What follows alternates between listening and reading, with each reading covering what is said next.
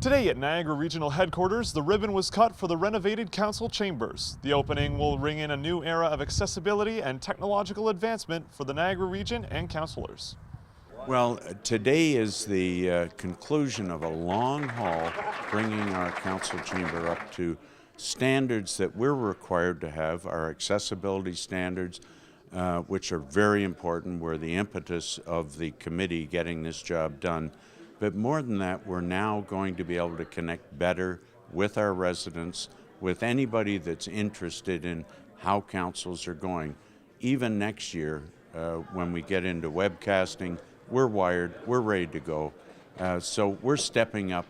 And it's accessible from the point of view that now we have a ramp that's accessible, so people now in a wheelchair or a scooter can actually get down from the gallery area here and come down and make a presentation to committee and council. So that's one aspect, is the ramp. The other one is that we have all these large LED screens up here too, so anybody who's visually impaired has a better opportunity to watch and see what's going on and to see which way the vote is going. And we also have devices that help with assistant listening too as well. So if you have trouble hearing, now you can get an assistive listening device from the audio-visual area up there and plug that into your ear and be able to hear what's being said here in the council chambers as well. How else did technology play a role in these renovations?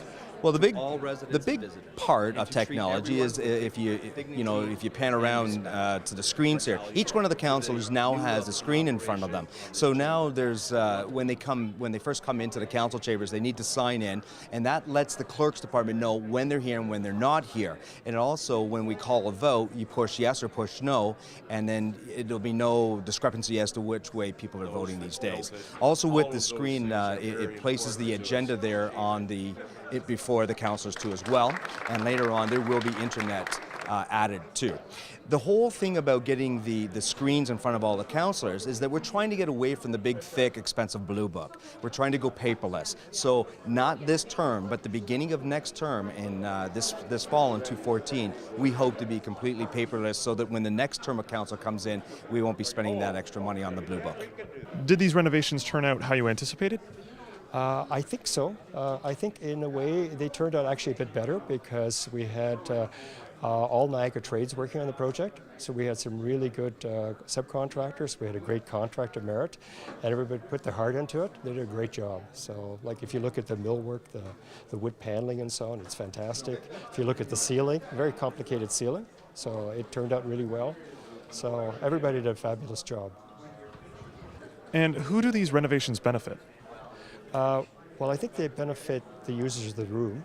If you're anybody who has mobility issues, every place in this is now accessible. They benefit the public because the public's accessible.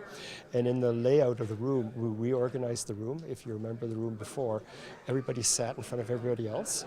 So essentially, you were looking at the back of everybody's head. So we took those and we spread them apart. So from the chair at the front to the audience at the back, there's a clear line of sight. And our councillors are on either side of that sort of center axis. So it's like if you look at the House of Commons, you see the speaker at one end of the room, you see all the parliamentarians on the side. So that's in essence what we've done here. And did these renovations meet your expectations? They really did. In fact, they exceeded my expectations. I'm sure the committee will be a little more strict on it, but our expectations, we knew the room they were working with. We knew the challenges that were going to be trying to make a new council chamber out of a fairly small size, and we had a limited budget. So yes, today we've exceeded everything. The architects and designers have completed their work. With the grand opening finally here, it's time for the councillors to continue doing theirs in the new and improved regional chambers. Reporting for The Source, I'm Mitchell Glass.